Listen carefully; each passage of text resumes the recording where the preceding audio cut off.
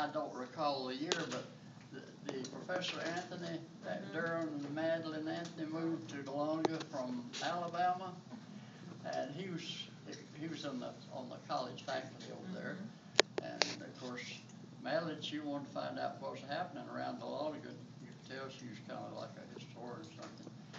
So she saw the old courthouse out in the middle of the square, and she went out there and she asked somebody. She said, "Well, it's got an attic there." She said, "I wonder if I can get a ladder to get up in there."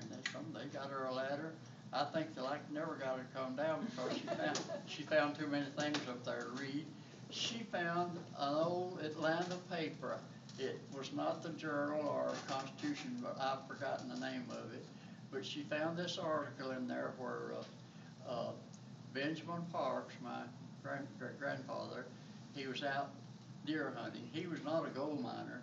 He was out deer hunting and stumped his toe over a pile of gravel and rock, and he looked down and saw that it looked like the yellow of an egg.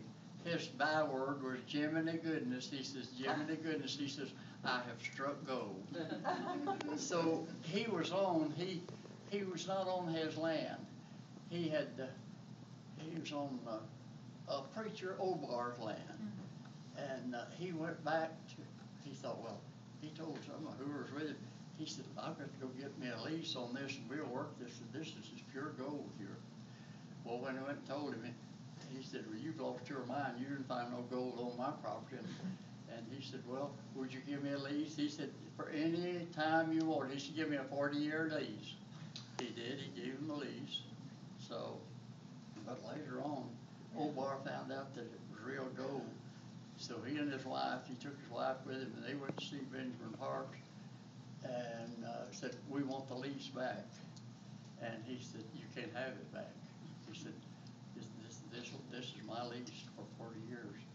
So I think they had a real fight. The way they told about it, I remember Doris Kennemer wrote a book and told about how his wife kicked Benjamin Parks and all to try to get it back.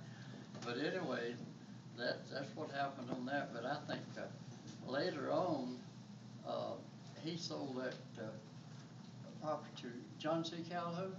What was he, vice president or something? Yes. Yeah. And so and I understand that he did give Obar a percentage of what he got out of this part of it. And I never did have any idea what he got or any amount of anything. Well, didn't you